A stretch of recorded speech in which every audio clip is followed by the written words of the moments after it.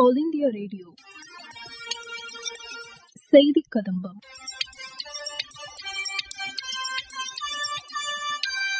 அறிவியல் மற்றும் தொழில்துறை ஆராய்ச்சி கவுன்சிலின் நிறுவன தின நிகழ்ச்சி நேற்று சென்னை தரமணியில் உள்ள CSIR SCRC வளாகத்தில் நடைபெற்றது.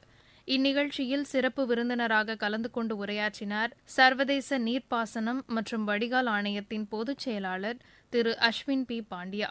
அவர் பேசுகையில், The issue of maintaining and managing the dams for an indefinite period of time poses a challenge of sustainability, which is basically codified in the names of dam safety.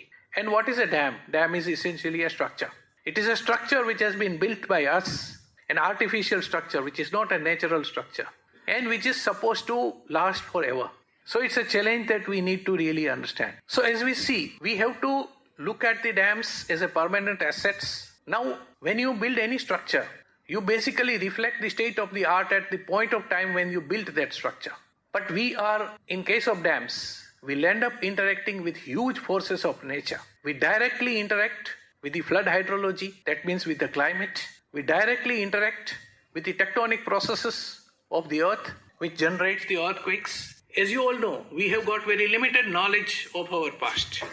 The quantitative knowledge in terms of hydrology is still very patchy. We have been observing the climate since say about 100 years or so. But the intensity at which the climate has to be observed in order to understand the flood risk to a dam is still very sparse. In many of the cases, even in the present day situation when you have to build a dam in a Himalayan region, you don't even get a single rain gauge in the catchment area. You have to make a complete assumption about the probable rainfalls and probable maximum precipitation that is going to occur, and based on that you have to estimate what is the kind of flood that this dam will have to face. And then this flood has to be faced by this dam multiple number of times over its life, and maybe it may exceed it also. So the flood risk, the loads that it will pose on a structure. Same is the situation with the earthquakes. Whatever be the quantitative knowledge about the earthquake, the site-specific knowledge about the earthquake becomes very, very sparse. So these issues pose a challenge, because as the science progresses, as the database advances, as the climate changes, as we understand new tectonic processes that may be happening within the earth, the possibility of imposing a load on the dam changes significantly. Simultaneously, the economic dependence of the society on this dam goes up multifold.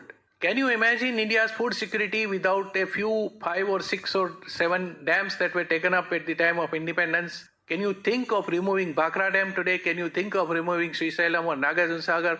Or for that matter, even a Stanley Reservoir, which is not a very large dam, but still. You've got a dam, the Grand Anicut, which is now almost nearing 3,000 years. Can we really think? So we have to maintain that, we have to upgrade them.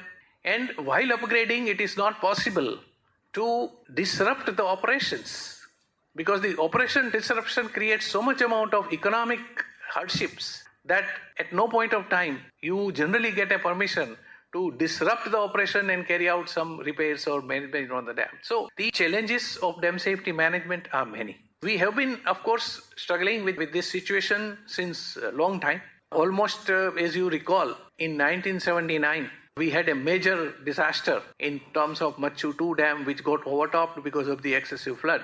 And almost several 100,000 people were rendered homeless within something like half a day kind of a situation. The deaths are actually unaccounted for, because huge number of people, huge number of cattle washed away to the sea coast. And with this kind of a disaster happening, the government of India woke up at that point of time about the dam safety, because dam safety primarily works on the area of finding out the potential failure modes and then protecting them by giving them the remedial measures, and then keeping an eternal surveillance to see that those particular remedial measures are not violated. So this is an act which we finally could pass through the parliament in 2021. And with this act, a very significant transformation has taken place. In our country, if we really, look at it systematically, we realize that we are very great at building new things, but we are very poor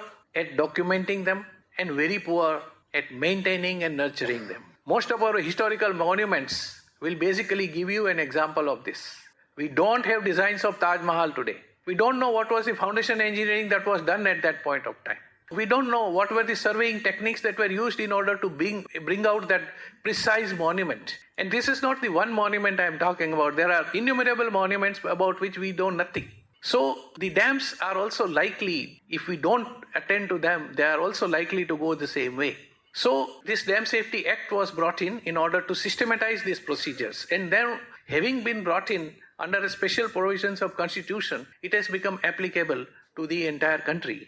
And this is very important because under the zeal of making new investments at the governmental level and also at sometimes even at the private level, the adequate attention to the maintenance and management and continuance of sustainability is not paid. And this, as far as the dams are concerned, this act will enforce this. So there are various establishment of various mechanisms that have already taken place. There is a National Dam Safety Authority in position, and then each of the states have been provided with a requirement of setting up the State Dam Safety Organization and State Dam Safety Committees, and they have been entrusted by law to provide certain inputs to their state assemblies and to their parliament, and annually they have to furnish a state of the safety of the dams within their jurisdictions. This eventually puts in a lot of onus on the owners about the implementation requirements, that they have to establish a unit and they have to also create a proper system in order to manage and maintain the dams. Now, as you know, many of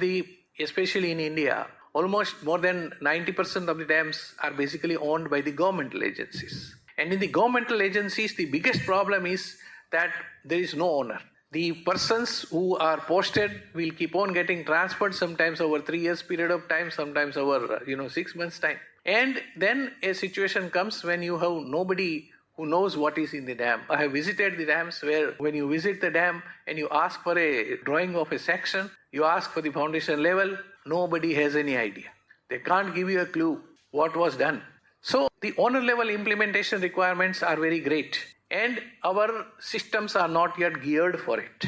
How to maintain a structure is a very important part. There have to be guidelines, there have to be various stipulations, and those stipulations have to be translated to the lowest level person. So owner level implementation requirements for maintaining a safe dam is very, very great.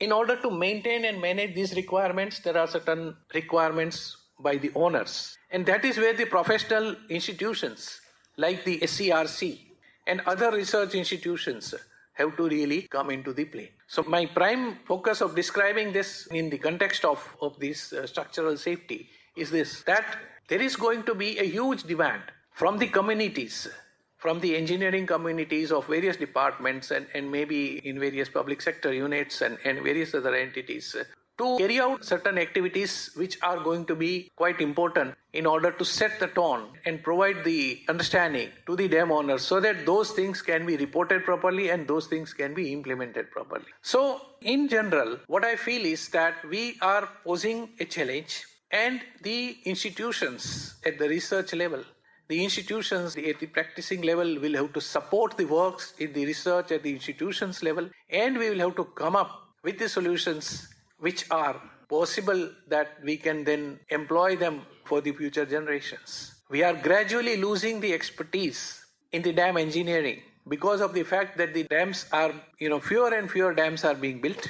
And because of that, the issues of understanding the behavior of the dam and also understanding the rehabilitation needs of the dam will also face challenges. So it's high time that the institutions like the SCRC come up with these kind of areas and find the solutions and at least produce the guidelines and produce the best practices so that those can be followed in future.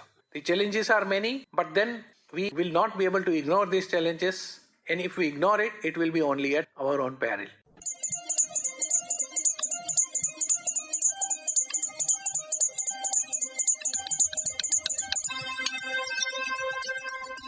இத்துடன் இன்றைய செய்திக் கதம்பம் நிறைவு பெறுகிறது.